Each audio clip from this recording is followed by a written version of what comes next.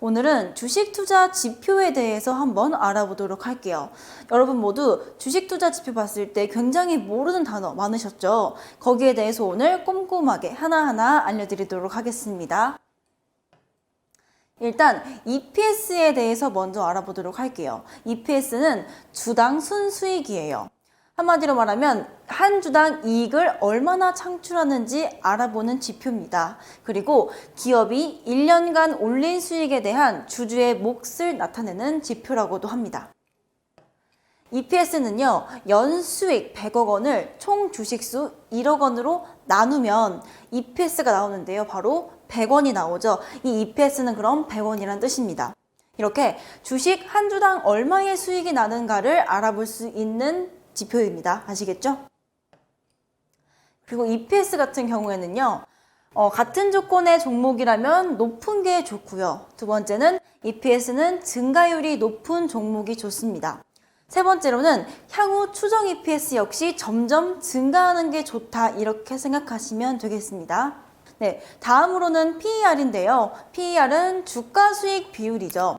주가를 주당 순수익으로 나눈 수치입니다. 그래서 주가가 한 주당 수익의 몇 배가 되는가를 나타내는 지표라고 생각하시면 될 것 같아요.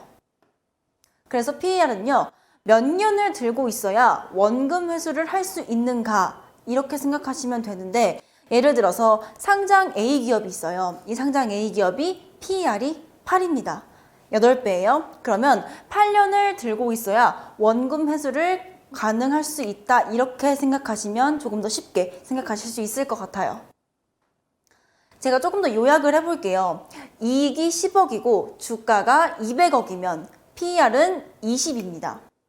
한마디로 말하면 연간 10억을 벌면 20년 이익금으로 회사의 총액이 되는 거죠. 이렇게 PER이 낮으면 저평가된 주식이고요. PER이 높으면 고평가된 주식이라고 생각하시면 돼요. 그런데 PER은 업종별로 나뉩니다. 그리고 기업마다 다 다르다고 생각하시면 될 것 같아요. 아시겠죠? 네, 세 번째로는 PBR에 대해서 한번 알아보도록 할게요. PBR은 주가 순자산 비율이에요. 주가를 주당 순자산 가치로 나눈 값을 의미를 합니다. 그래서 한 주당 순자산에 비해 주가가 어느 정도인지를 알아볼 수가 있는 지표인 거죠. 순자산이 클수록 그만큼 재무구조가 좋다, 이렇게 생각하시면 될 것 같아요. 그래서 PBR은요, 주가가 주당 순자산 가치보다 높으면 PBR 1 이상이고요. 주당 순자산 가치가 주가보다 높으면 PBR 1 이하라고 생각하시면 됩니다. 아시겠죠? 그래서 주가가 순자산에 비해 한 주당 몇 배로 거래가 되고 있는지 측정하는 그런 값이라고 생각하시면 됩니다. 네 번째로는 ROE에 대해서 한번 알아보도록 할게요. ROE는 자기 자본 이익률이에요. 자기 자본으로 얼마의 이익이 났는지 나타내는 지표라고 생각하시면 됩니다.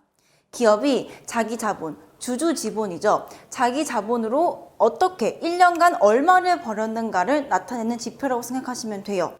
그리고 대표적인 수익성 지표로 경영 효율성을 표시해 두기 때문에 무조건 꼭 확인을 해 보시고 투자하시는 게 좋을 것 같습니다.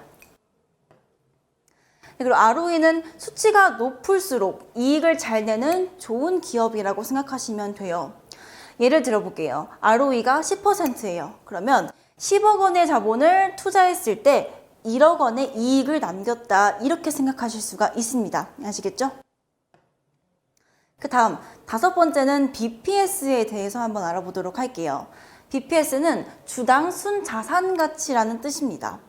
기업이 활동을 중단한 뒤 모든 자산을 모든 주주에게 분배할 때 얼마씩 나눠주는지 나타내는 지표라고 생각하시면 돼요.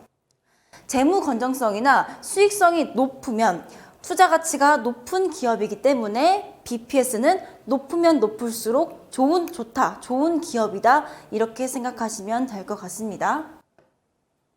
그 다음에는 EV 에비타에 대해서 한번 배워보도록 할게요. EV는 기업 가치를 뜻하고요. 에비타는 세금, 이자 지급 전 이익을 뜻해요. 그래서 순수하게 영업으로 벌어들인 이익과 기업의 가치의 비율을 나타내는 것이라고 보면 돼요. 그래서 수치가 낮으면 주가가 저평가되어 있다고 보고요. 수치가 높으면 고평가되어 있다고 보시면 됩니다.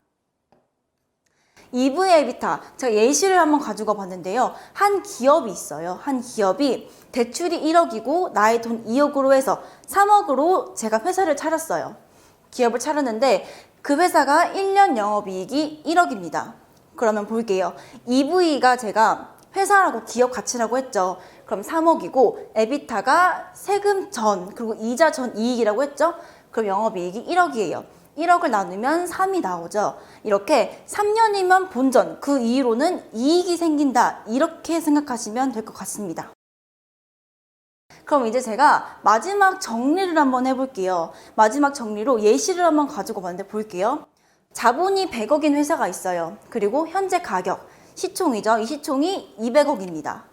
그러면 ROE는 10%예요. 그 말이 무슨 말이냐면 자본이 100억인데 수익이 10억이 났다.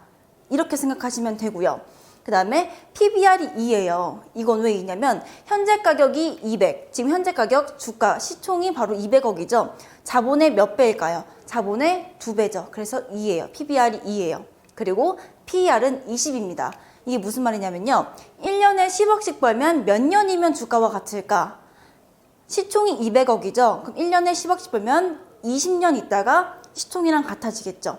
이렇게 ROE, PBR, PER 이런 식으로 계산을 하면 됩니다. 아시겠죠? 그 다음에 이제 BPS인데요. BPS는 주당 순자산을 의미를 해요. 그리고 순자산은 보유자산에서 부채를 뺀 자산을 얘기를 합니다. 이 순자산은 총 발행 주식수로 나누면 바로 PBS가 나오게 됩니다. EV 에비타는요, 제가 EV는 기업 가치라고 했죠. 그 다음에 에비타는 세금, 이자 지급 전 이익이라고 했습니다. 즉, 기업이 자기 자본과 부채를 이용을 해서 어느 정도 현금을 창출할 수 있는지 나타내는 지표라고 보시면 되겠습니다. 네, 이렇게 오늘 저랑 주식 투자 지표에 대해서 배워봤는데요. 여러분 모두 기업에 투자하실 때 꼭 주식 투자 지표 확인을 하시고 더욱더 많은 수익 내셨으면 좋겠습니다. 그럼 저는 다음에 뵐게요. 안녕.